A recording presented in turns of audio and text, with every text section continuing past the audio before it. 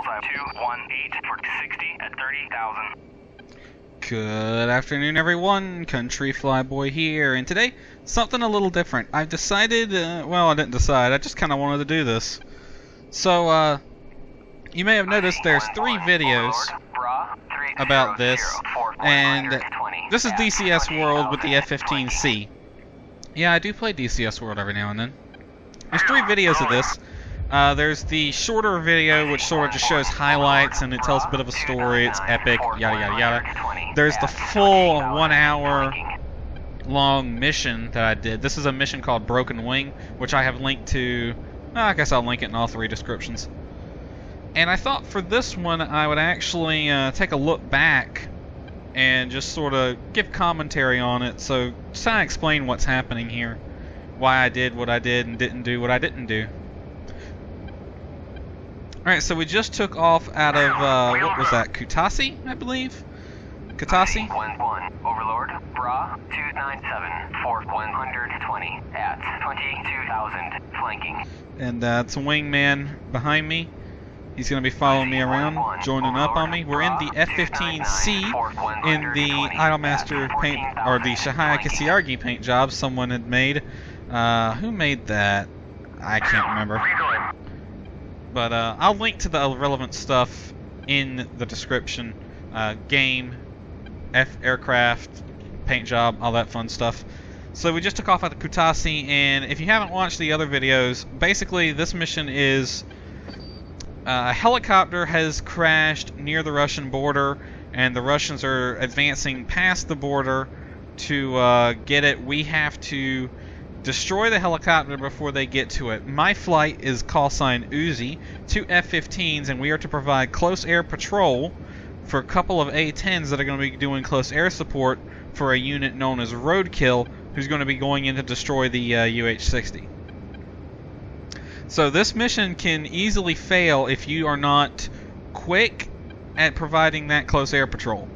There's 2 MiG-23s in this mission. I've actually modified the mission quite a bit to add an additional group of MiG-23s that will actually come in and give you an additional challenge, because the original mission was just that first group of 2 MiG-23s, and that was it.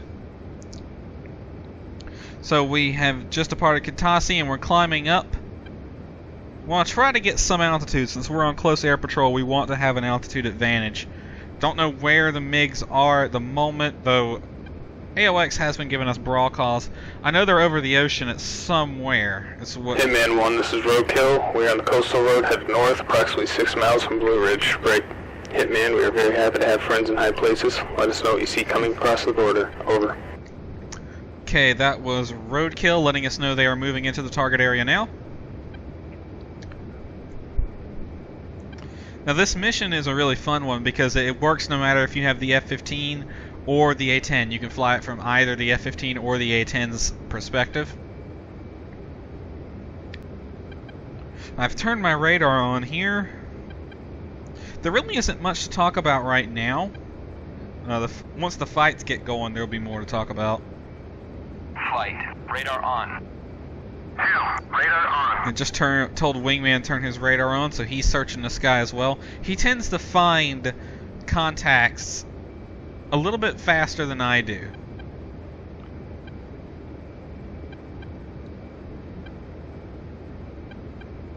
Now you can see in the top right corner I have the game avionics turned on. The game avionics is that little radar, sort of 360 degree. It actually is not 360. The aircraft is at the bottom, and this just sort of gives me a view of what's around me. I really don't need it too much.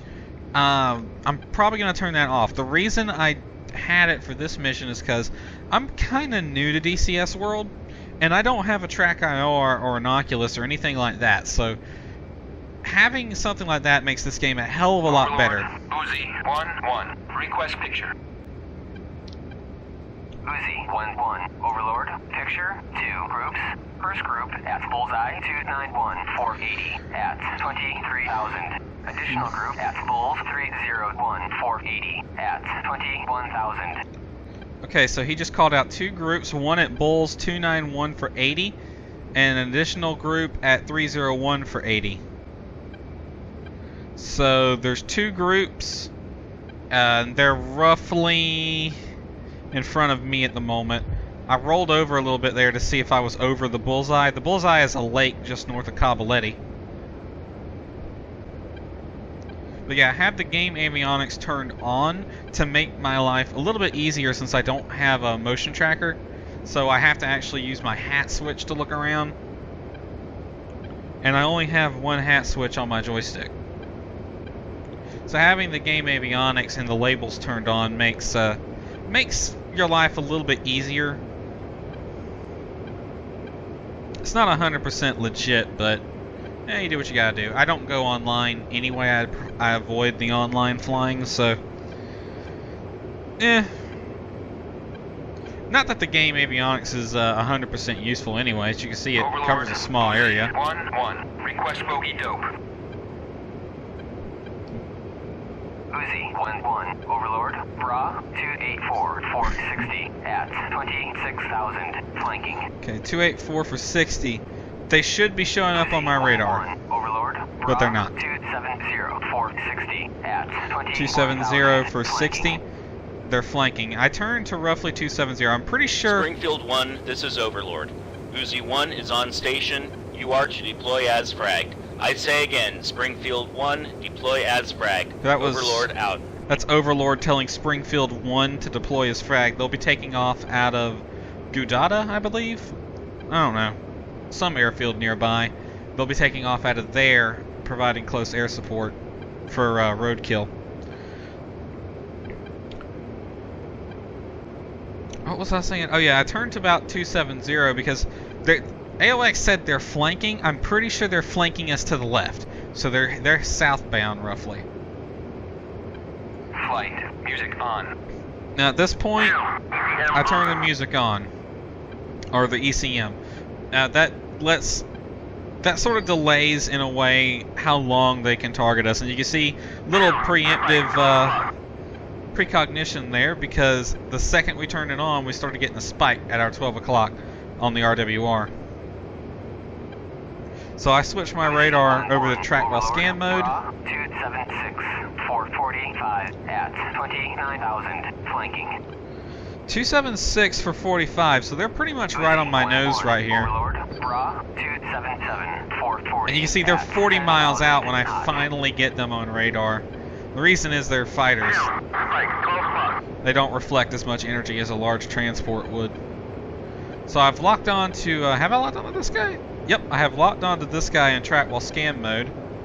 And I'm going to tell my wingman to engage bandits here in a second.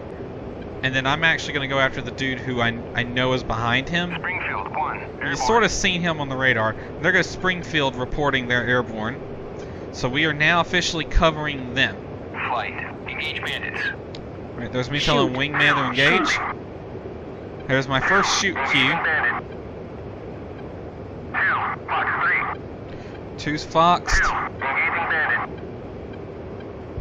And there goes my first missile. And I knew that one was going to go stupid just the second. That one basically went ballistic off the rail. Shoot. You can see how it went down. I'm like, there's no reason it should be going down. These guys are at roughly the same altitude as us. So I knew that one was going to go stupid, and I fired an additional one. Now here you hear my RWR starts beeping faster. That indicates they're getting a hard lock on me. They've locked me up in either single track or flood mode or something like that. Basically, they potentially have fired a missile at this point, once that fast beeping starts. So I go to roughly put them on my 2 o'clock line. 2 to 8 line, something like that. Now I realize they have gotten within 10 miles now, so I switch us over to close range combat mode. I believe I went into... Oh, I've selected the AIM 9. I can't remember which mode I went into. I went into one of the close range modes. 317 for 50 at 3,500.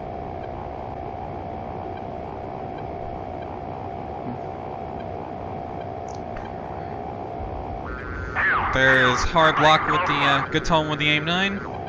don't think I fired yet, though. I think I'll wait a little bit before I actually fire. There's two calling out a missile launch, which I see right in front of me, so he's engaging my wingman. Shoot. There's my first aim 9 Fox right there. And he actually evades this one, but that second one, he doesn't evade. Boom. That one's got him. I accidentally hit the trigger on my joystick there. Did not mean to fire the gun, but he's trailing smoke. He's down and out. He's combat ineffective. He's out. Now this guy has snuck past us, and he's closer to the A-10s than I would like him, so I've gone burner at this point. Or I did for a second. But it looks like he's turning back around to engage us, and he's leaving the A-10s alone. Here, I'm looking around to see if there's anything else Uzi around. 1, this is Overlord. Grand Slam. And we just got told Grand Slam, meaning both those targets are down. So here my wingman will rejoin with me. And you can see on the game radar in the top right the A-10s as they start to push to the objective area. So it's going to get a little bit more boring from here on until the second engagement starts. So we'll take a little bit of time to explain things. Here I'm checking my fuel supply. I want to keep a close eye on that because I have 2 external fuel tanks, and while they give me some extra gas, they also give me an extra drag. Here I'm looking over at Wing to see where he's at. So I want to keep an eye on how much fuel is left in the externals because I want to ditch them if they're empty. They do me no good if they're empty. Flight. Music off. ECM off. Now here we turn the ECM off for the, I don't really know. There's no particular reason why we have to turn the ECM off, but we do.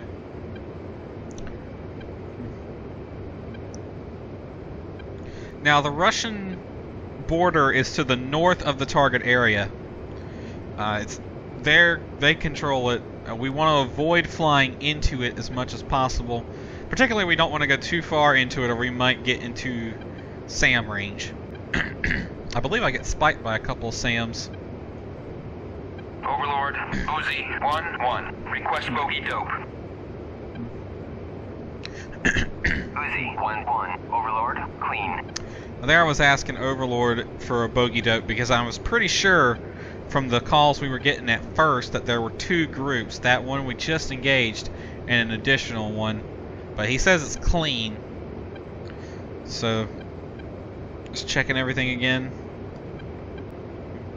If you're not familiar... Hey man, this is Roadkill. We are 1.5 miles southeast of the bridge. ETA, 3 minutes. Over. Right, 3 minutes till Roadkill is in the mission area. There's the A-10s down there. And the sun coming up over there.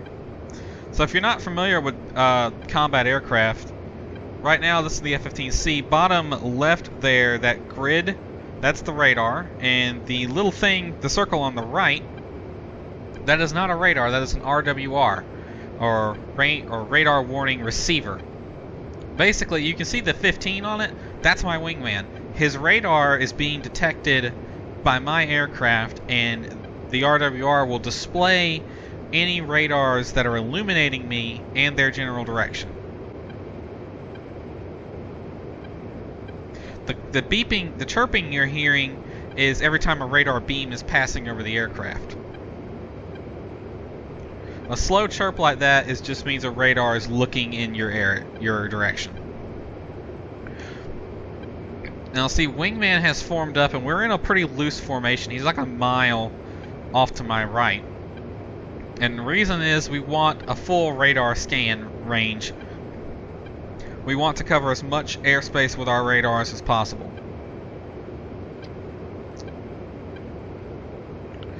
Now that screen just below the radar on the bottom left is the, I can't remember the name, but it basically tells me weapons and countermeasures status. That beep beep, you just hear that ding? That is a new spike on the RWR. So basically my wingman's radar sort of dipped off for a second and then picked me back up again, and once it was receiving me again, I got that ping.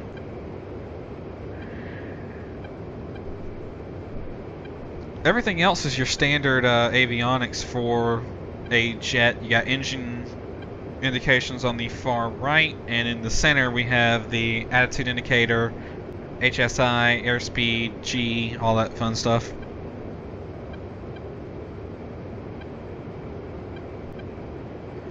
Now we try to keep the speed up as much as possible and try to get altitude. You may notice when I engage these bandits here in a second that I climb up because I get a report that they're above me, so I want to climb up to be above them. And I also go burner and try to get as much speed as I can, because the higher up I am and the faster I am, that means my missiles have a longer range. And I want to try to engage them from as far out as possible. You can see here I'm sort of playing with the radar settings, just scanning around, see if there's anyone coming in below, what might be below my radar zoom.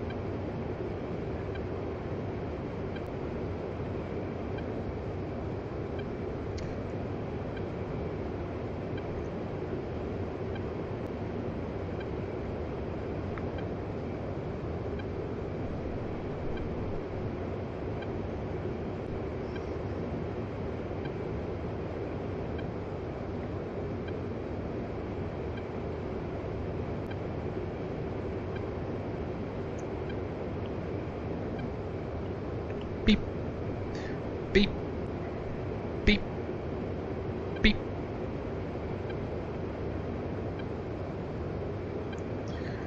About that. Overlord, Uzi 1-1. Request picture. Uzi 1-1. Overlord, clean. Yep, we keep asking Overlord for a picture because we want to know if there's any enemies that he can see that we can't.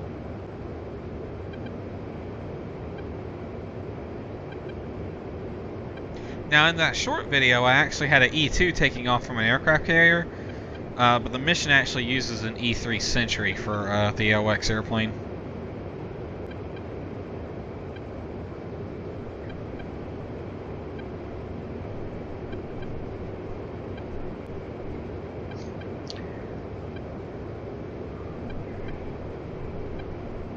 I believe we get a 1-1. Overlord, Bra 311 for 70 at 23,000 knots. Yep, 311 for 70. So that is AOX letting us know there's another group. Overlord, Bra 314 for 70 at 23,000 knots. 23,000. So you see I'm climbing up to get above them now, and they're 314 for 70. So I've made my heading roughly 314 to go head on with them. They're hot, meaning they're coming right at us. I went burner when you heard that boom that you just hear, that poof, that sort of almost gentle sort of boom. That's the afterburners kicking in. So here I've gotten up to, what was this, 25,000 feet? And there's the first spike from them on the RWR. Flight, music on. We turn our ECMs back on here. Just try to keep them from targeting us. Uzi 1-1. Overlord, Bra 311 450 at 22,000 knots. Right, 311 for 50, and there they are, right there on the radar. Overlord, Bra 314 450 at 22,000 knots. Now we couldn't get a lock on these guys. I don't know why, but for some reason they would not lock up. I even recycled my radar. Springfield 1. Tally armor at Bull 310 for 110. That's Springfield. They're gonna see. I'm cycling my radar because I can't get a lock on them. 1. Tally infantry at Bullseye 310 for I'm sitting here spamming the lock button, but it just refuses to lock onto them. Springfield 1. Tally armor at Bullseye 310. And that's Springfield starting to engage the enemy ground forces. So at this point, they're about 30 miles out, and I can't get a lock. I'm within range, but I tried telling my wingman to engage them because I know he must see them. 1. Passing waypoint. Flight. Engage bandits. But he says unable. Unable. So I guess he can't get a lock either, and see, there's that fast chirping. They're locking onto us. Springfield 1. From the armor. There goes Wing calling out a missile launch. 110. I still do not know how or why we were unable to lock them up, but this is going to go into a close range fight here in a second. There's no way around it.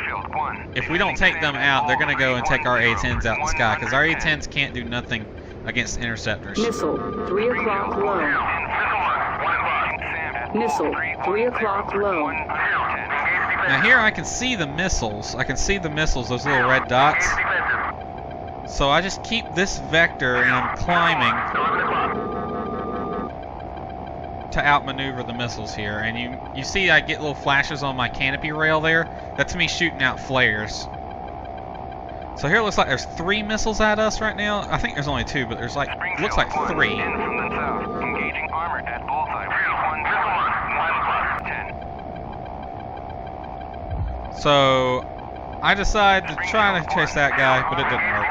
310 for 110. Missile, 12 o'clock high. Here comes my favorite part. Watch this. Boom. Shoot. I do a roll Shoot. right there and spam the flares. I still to this day do not know how I managed to dodge that missile. That thing beelined right for me. It should have had me, but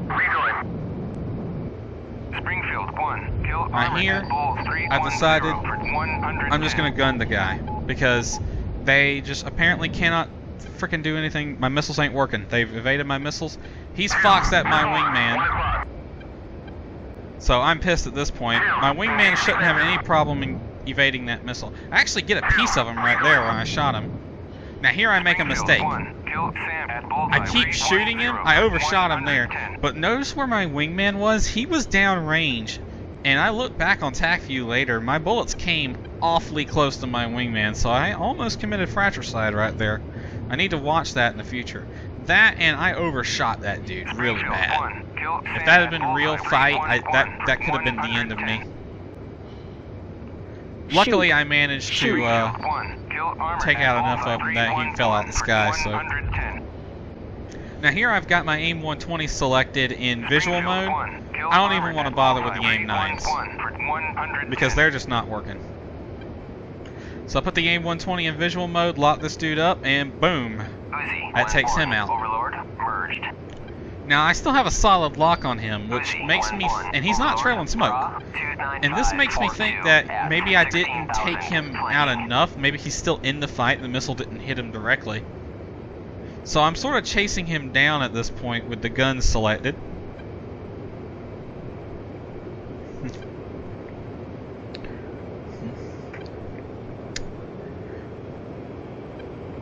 But, yep, he impacts the ground. And I go burner,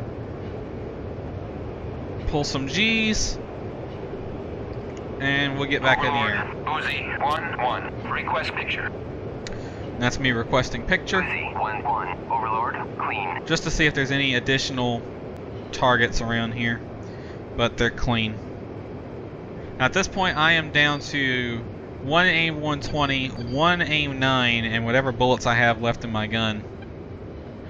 And I just glanced at the fuel gauge there and noticed I was pretty much almost entirely out of fuel in the externals. There was still a little less than 100 pounds left on them though. But I make direction towards the ocean, and once I get over the ocean, I drop the fuel tanks because they do nothing for me when they're empty. Northwest, engaging infantry at bullseye 311 for 110. So we're back at 20,000 feet, which is a pretty good altitude for most engagements. 40,000 feet, you're so unmaneuverable you have little options. At 20,000 feet, you're out of range of most low or surface-to-air weapons.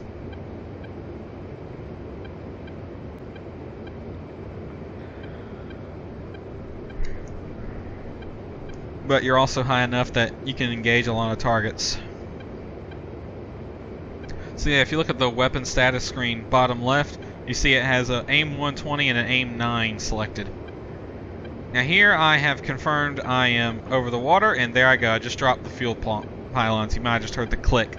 But if you noticed on the display, it changed from fuel to pylon. That was the second I dump them. So they'll fall into the ocean. Hitman, Fish this can is have Roadkill. those. We are at Broken Wing. Break. We will dismount infantry and secure the site before approaching the bird and setting charges. Stand by. Over. And And that is Hitman telling us they are at Broken Wing, so they're in the target or objective area, and they will be destroying it shortly.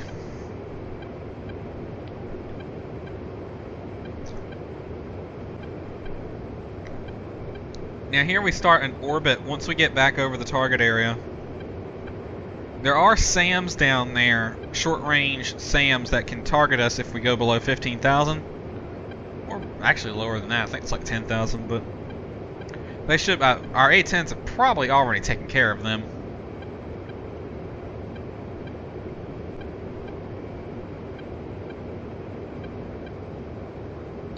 So we start a rotation here, just circling the target area.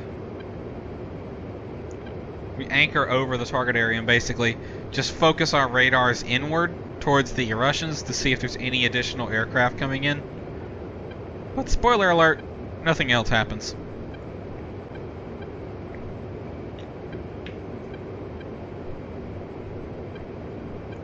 And you can see fires on the ground down there from the engagement. One red dot left, and I believe the A-10s will make quick work of that here in a second. They seem to be inbound now.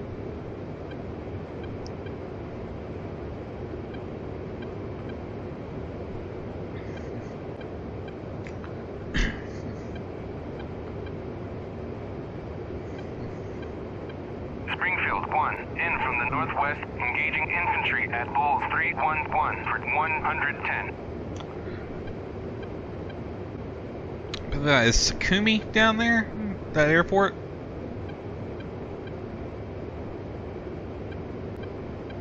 Hitman, this is Roadkill. C4 detonated. The helo is burning. We're out of here. I Thanks thought for the that was help, guys. cool. Roadkill I was out. looking at that at the right time. You saw that flash, that boom. That was them destroying the helicopter. Roadkill has accomplished its objective. CAS flight. Cover Roadkill to withdraw. Blue Ridge, sit rep to follow. Yeah, I'm kind of tired, having a hard time reading that.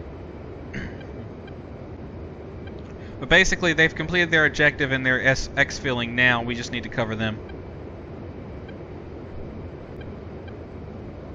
Actually, the A-10s need to cover them, and we need to cover the A-10s. So we're circling the target area now.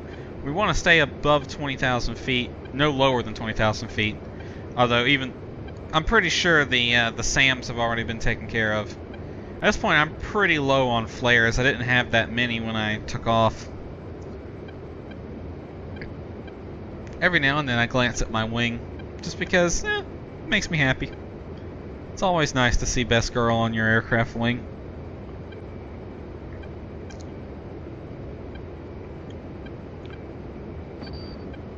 So I was getting ready to start a rotation. I was basically going to tell my wingman to anchor at some point. I don't do it in this turn or the next one. But right as I'm about to tell my wingman to anchor, which means hold in this position, and what I wanted to do was get him circling here and me circling a little bit further north, and ideally we would time it so that either my radar or his radar is looking north towards Russia or the Russian territory at all times. That's what I wanted to time it to do. Passing waypoint 5 at 3,000. Yeah, I'm about to tell him to anchor, but the second I do... Flight. Music off. Or no, I don't. I told him to go music off. 10 at 3,000. Because I noticed my ECM was still on and there was no reason for it. I guess it's on the next rotation then. We do one circle and then we try it again. Anywho, the second I am about to tell him to anchor, he tells me that he's bingo fuel, and I figured, you know what, this mission's basically over, and I highly doubt the Russians are going to send any more interceptors out for us, so go ahead and RTB. And he heads back to the base, whilst I stay here and make sure nothing goes to shit. Yep, so here we start a left turn to sort of circle again. I actually didn't think about that anchor until later. I should have done it right then. But no, because the problem with both me and him, with him staying in formation with me, as we circle the area is our radars are both looking in the same direction. And that means they're not looking behind us where the hostiles are. So we would basically be relying on our RWRs to make sure no one comes up behind us. Not the best strategy in the world.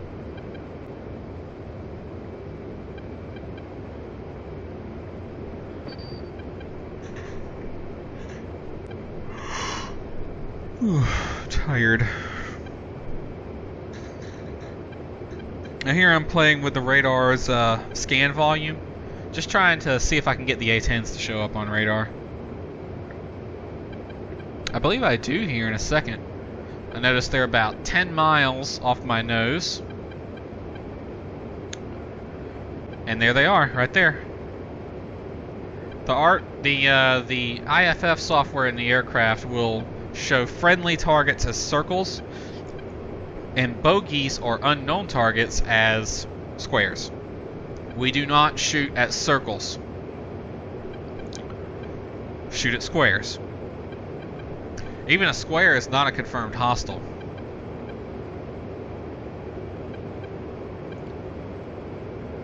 Until you confirm it's a hostile, then you don't fire on a square either. But we knew those MiG-23s were hostiles, so we fired on them. I mean, they beelined right to us. We're in a war zone. They're fighter aircraft, and they're Russian fighters, so... yeah, most likely hostile.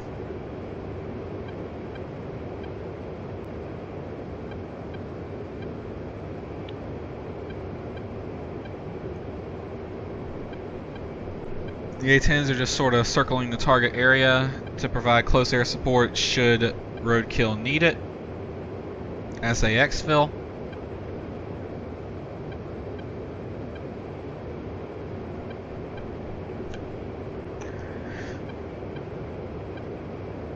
I'll link to this mission, if I can find it, down in the description. If you have DCS World and you need either the F-15 or the A-10, one of the two.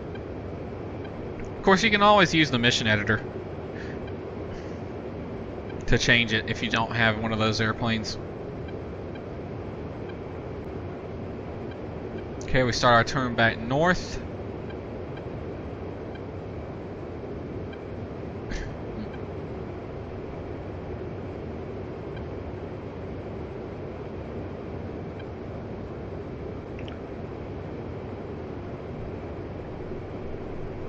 The sun has risen above the horizon.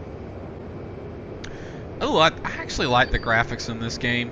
Some people say the game's graphics are not that good. I think they actually are. Okay, maybe the ground textures aren't the best in the world, but you know what? I don't care. I like this game because I like to shoot at shit. And I don't think the graphics are really that bad. I will admit the textures at the airport could use some work.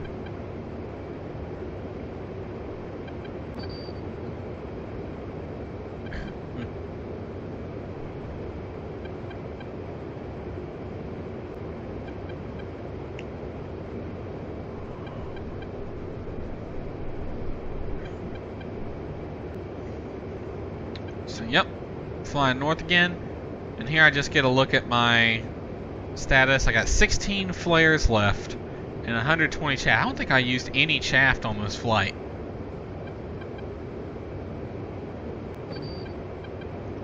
That EW spike there, I believe that is a Russian SAM. So it's not close to us, but it's close enough that we can receive its radar energy. Which could put it as much as 200 miles away, because you can detect radar energy for a pretty far distance out. General rule of thumb, you can detect double the distance that you can see them. So, and there's 2 saying he's bingo, right as I was about to tell him to anchor, so I just tell him to go to base. RTB. I figured the mission's basically over, roadkill's on their way out. Even though I'm a hair short of being combat ineffective, but if any other Russian fighters pop up, but it was no need because we just got total victory right there.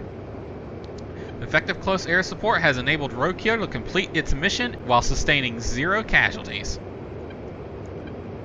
All aircraft, RTB. Springfield 1, pushing from waypoint 5 at 5,000. So that's Springfield reporting they're pushing from waypoint 5. I don't know if that's a bug with DCS or the mission itself, but basically they should just say they're exfilling now. They're leaving the area. Pushing implies they're pushing into the target area. But they're actually leaving the target area now. And just to make doubly sure, I believe I stick around for a little while longer to make sure they get out without anyone who tried to sneak in through the terrain.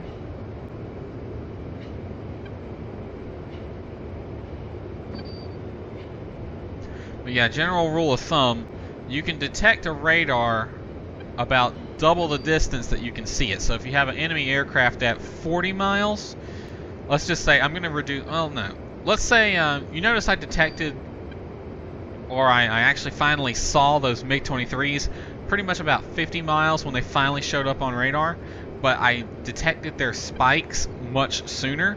They were probably around 80 miles when I detected their spikes. Basically, once they switched their radar on, I could see them from like 100 miles away.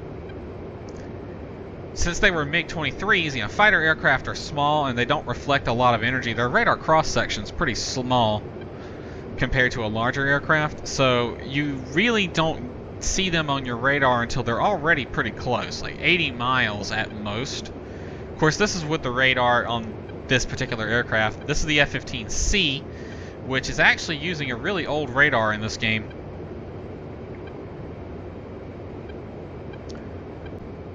And here I roll inverted to try to get a look at the target area.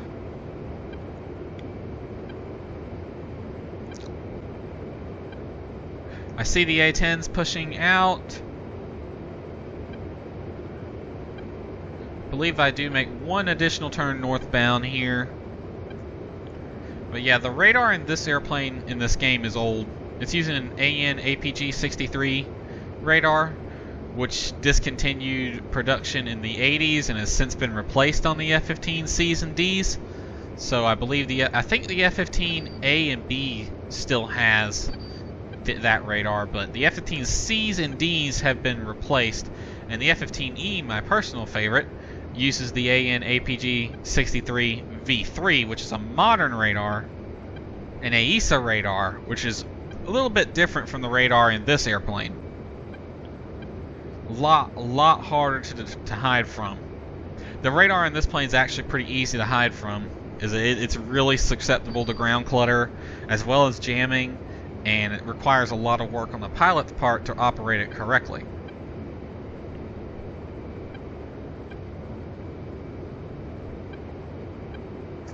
But the modern AESA radars, like the ones that are in the modern F-15s, they are a little bit more difficult to hide from, and they're actually harder to detect as well. Alright, I actually start my turn southbound here, I believe. I have my jammer on for some reason. I'm just doing a check here to make sure there's nobody else coming in trying to get our A-10s.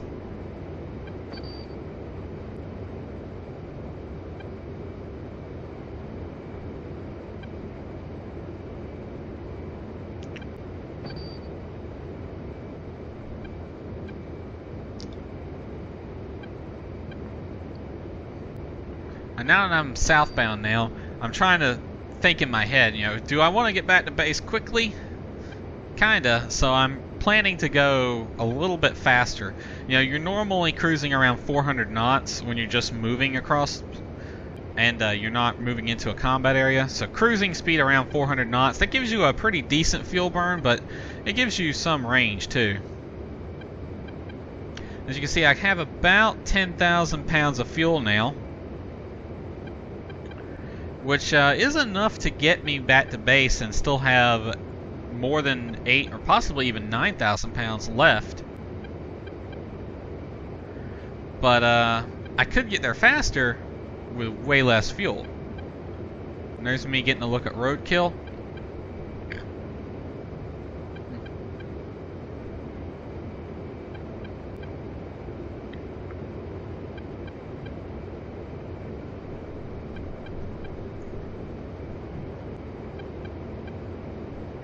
Overlord, Uzi 1-1. Alpha, check to home plate. Uzi 1-1. Overlord, home plate at bullseye 056-415. I hate that. You ask for a vector, and they give you a bullseye reference. It's not a vector, that's an alpha. Well, it's worded as vector to home plate, but what you actually ask for is an alpha check, which is just that, a relative to the bullseye call. I really don't care where it is relative to the bullseye, but waypoint 0 is the airfield I departed from, which is the airfield I intend to land back at. So I just set my nav to go to waypoint 0, and I can get information to go right there.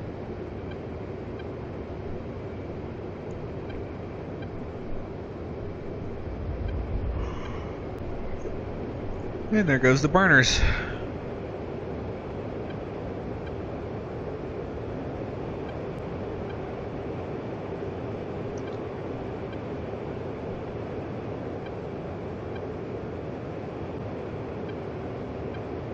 Now here I actually decide I'm going to give those A-10s a close flyby so they can thank me.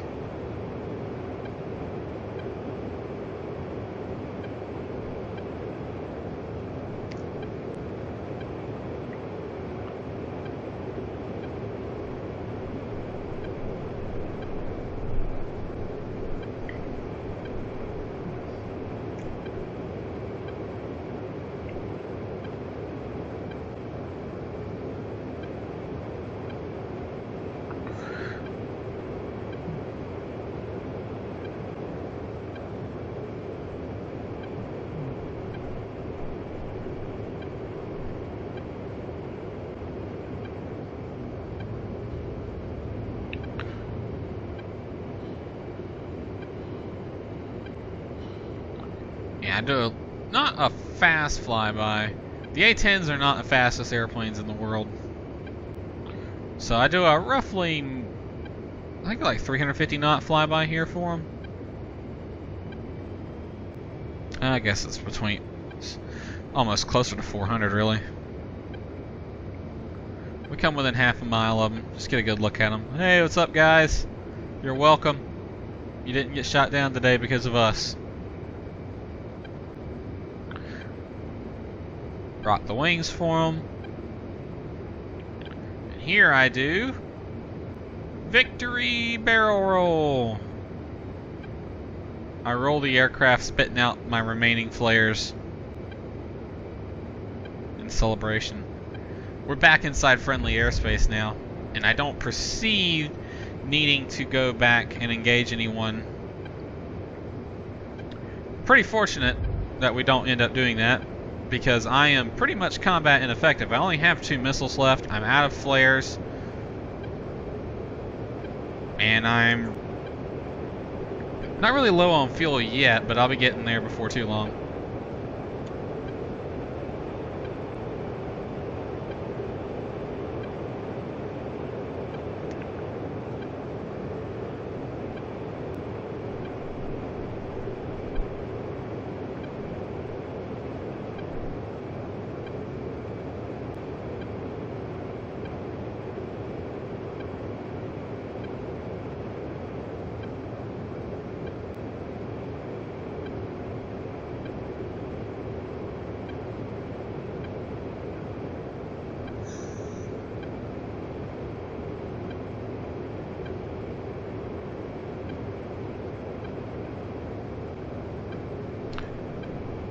Sorry for the lack of talking in this part, because there really isn't much to say.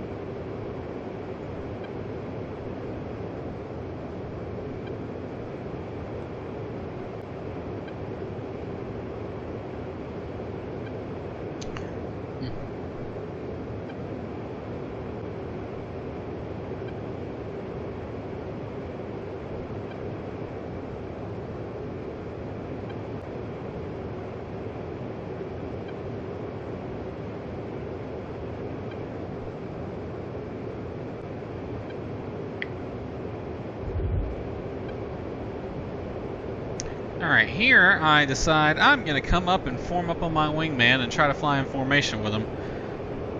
Once you tell them to RTB, they sort of go off and do their own thing.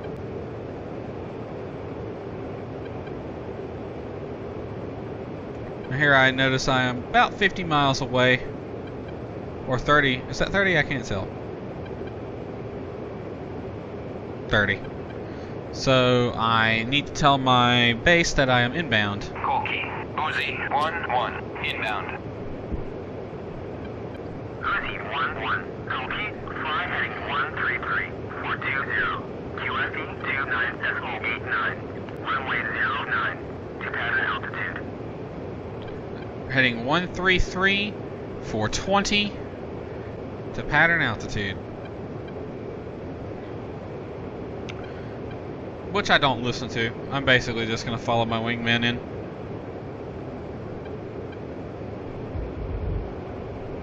I try to get in formation with him, but I actually come in too fast and I end up overshooting him. And I know he's bingo already. I don't want to force him to go around, so I kind of keep my distance from him. Because it is sort of embarrassing if you let your wingman run out of fuel. They tend to run out of fuel faster than you do because trying to keep up with you, they go burner all the darn time. And they eat through fuel double quick.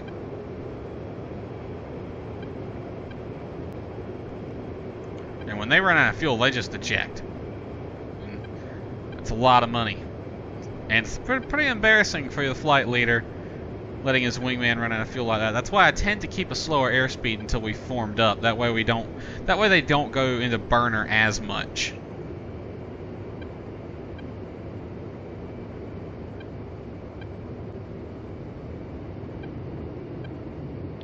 There's my air brake. I try to pull some G's here. Over G. Try to slow it down a little bit. Almost ripped the wings off.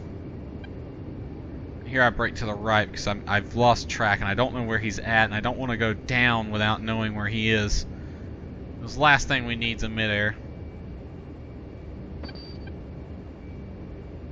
And there he is.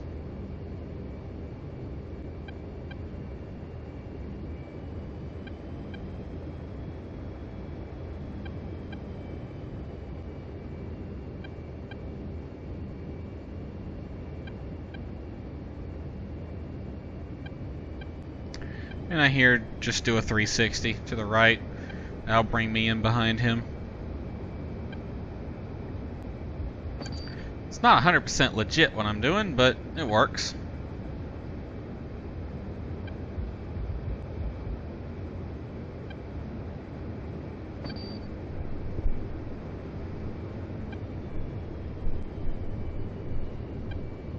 Yeah, the sun's bright.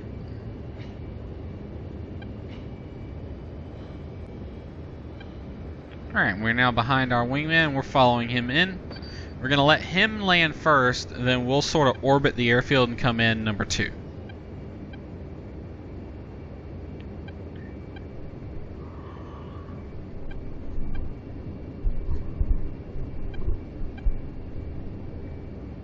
I've actually put my air brake out now. Slow down, so I sort of stay behind him, which doesn't work because he's slowing down the landing speed now.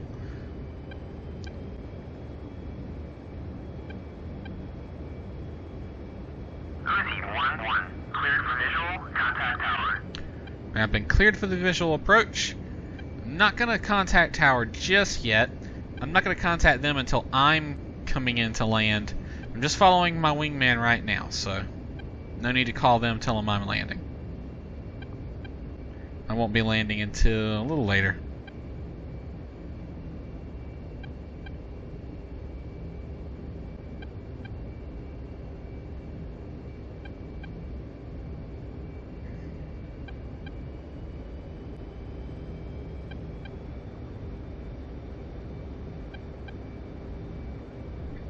See, I'm keeping my distance from my wingman because I don't want to get the AI confused. If the AI thinks I'm trying to land in front of him, he's going to go around, and I don't know what his fuel supply is. I don't want him to eject and, you know, waste an airplane and make me look bad.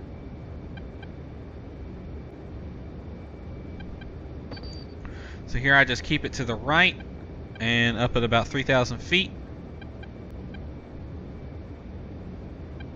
And we just watch him land.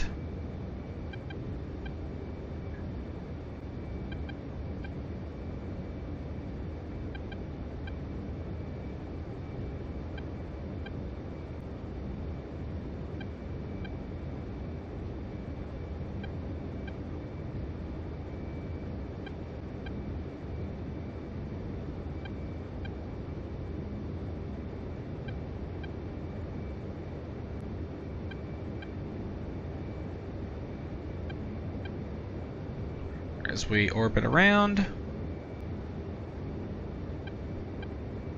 he is over the numbers right now. Touchdown, probably right about there. Unlike in Flight Sim, their labels don't disappear once they touch down.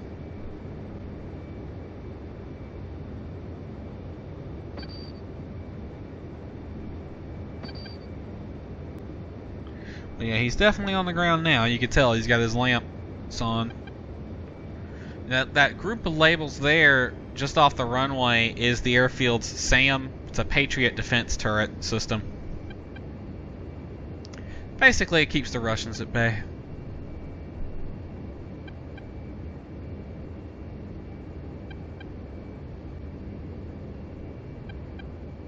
There's not really a backstory to this mission. It's just they're the bad guys, we're the good guys.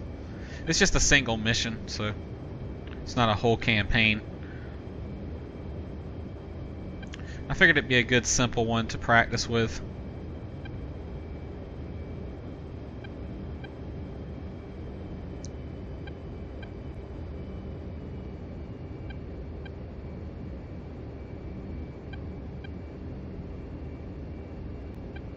Coming on downwind.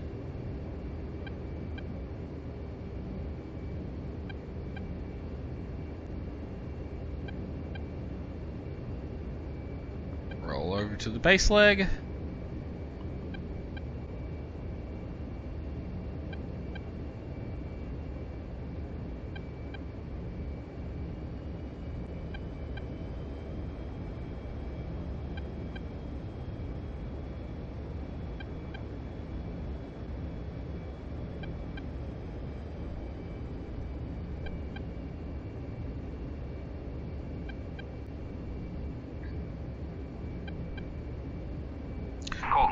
Uzi 1-1. Request landing. That's me telling them I'm inbound. Don't have to be on base when you tell them. I'm at the 90. In real life, you'd tell them 90, 3 down lock, full stop. That lets them know you're at the 90 and you're ready to land.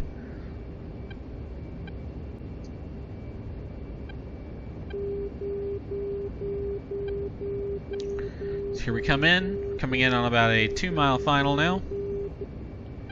It's the outer marker kicking on. Don't know why it's only 2 miles out. 1-1. Check landing gear. Runway 09. Alright. Check landing gear, runway 09. This is runway 09, but it's actually on a heading closer to 100, but whatever. Now, I do believe when they say check landing gear, that is your landing clearance, and you can land at that point. It's a bit different than the civilian world. It's just to make double sure you have your landing gear down. Alright, here we come. It's about 160 knots, 155 knots. Over the numbers.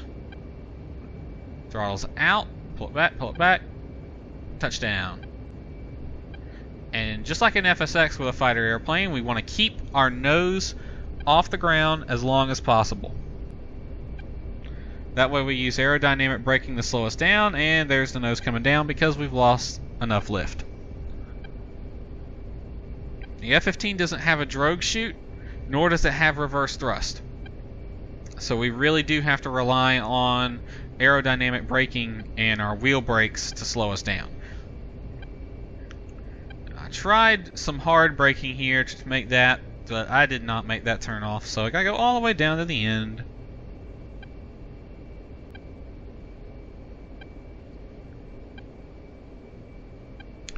Alright, and I believe I tried to raise the flaps here. I couldn't remember if I raised them or not. Uzi 1-1. I swear I hit the button to raise him. Right, when we've been told to taxi the parking area. You can assign parking areas, but it doesn't seem like the AI ever listens to them. They always go to a hangar. But I'm going to park... So my wingman's going to park in another area of the airfield. I'm going to park in the parking area with the other Shahaya Eagles that you'll see once we get over there.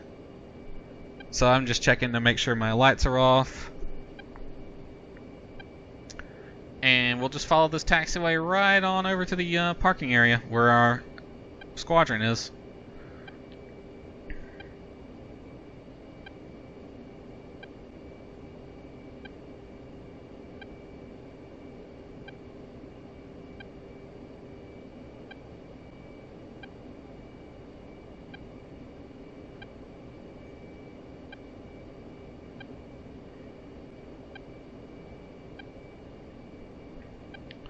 So yep, that was DCS, and that was the mission Broken Wing. If I can find it, no guarantees that I can find it, but I will link it in the description. So if you have DCS in either the F-15C or the A-10C, then you should be able to play it. There's some F-16 part there. Now keep in mind, the way it appears in these videos is a little bit different from the way it is when you download it. I have modified it quite a bit, actually, but it's mostly the same.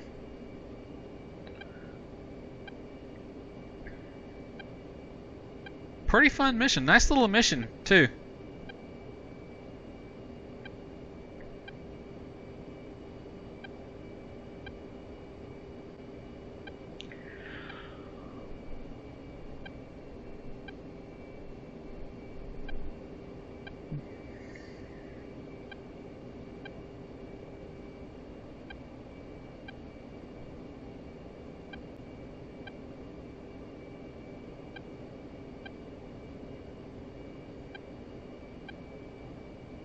We're just taxiing along. Nice long taxiway parallels the runway here. It's not a very wide one, though, is it? I believe Kolki is actually an abandoned airbase in real life. It's no longer operational.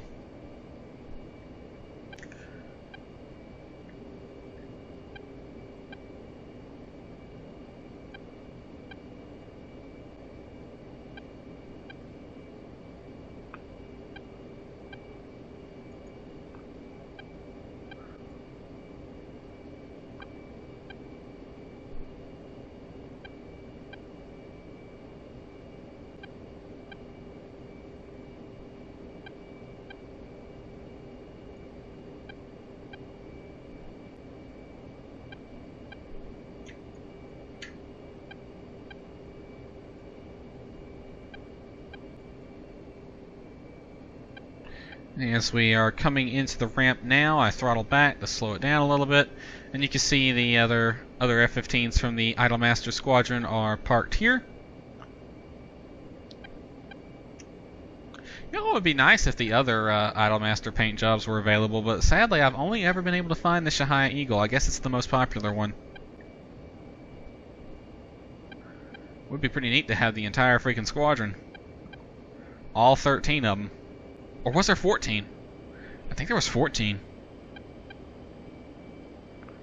Alright, here I give it some hard left wheel braking to try to turn it into this parking spot.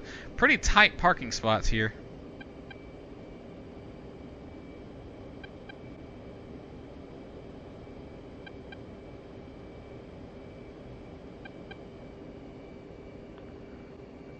And there we go.